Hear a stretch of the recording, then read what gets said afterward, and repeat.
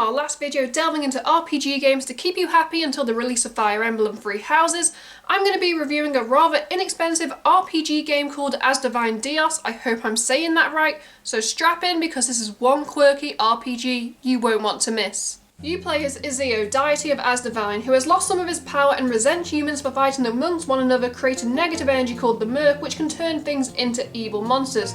I have never heard such a perfect modern day comparison. Pairing up with three more spirits, Iris, Minerva and Freya, they travel around defeating the Murk, saving other spirits and deciding their feelings towards one another.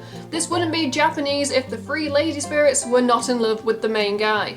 The four of you must track down Odium, who hates everything to do with the divine and is causing a lot of trouble with the aid of a Dusk, a Murk figure pulling the strings who pretty much controls Odium, even if Odium believes he's in charge. A constant thorn in your side is guild member Keith, who was saved by Freya after being given the job of killing the monsters, but he is suspicious of your party and its involvement and lumps you in with the bad guys, though his fights are always tough and reward some sweet XP. The main issue I have with the game is the lack of quality graphics, sounds and music which RPGs rely on for atmosphere.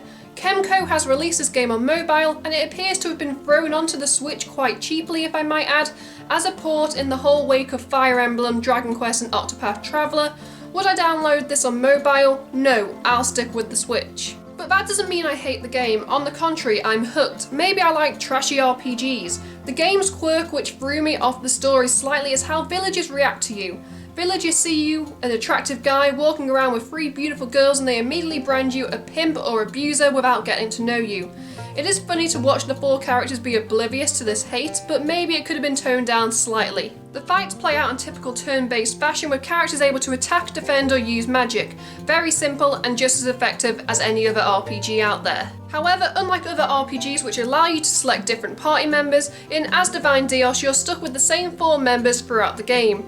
This is a bummer, but when a developer is trying to keep the story simple and streamlined, it makes sense. It does take a bit to figure out the strengths and weaknesses and the best way to pair up different members to do bigger attacks. The fights also level in difficulty pretty quickly, so prepare to grind to be able to defeat stronger monsters down the line. Though, if you do die during a regular fight or boss battle, you can exchange a random currency earned in-game to resume a fight with your characters back at full health, SP and BP, while the bad guys don't regain any health at all.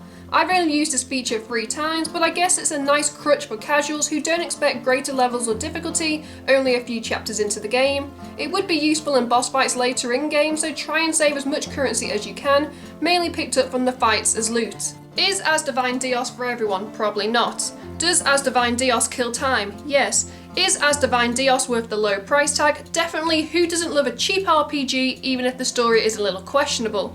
Should you grab it in the final run up to Fire Emblem? For sure, you can put a good 25 plus hours into the game just like me. I hope you guys enjoyed my little review. In the comments below, leave me some of your favourite RPGs. Be sure to like, subscribe, comment to this channel. I'm Beth. Until next time, bye.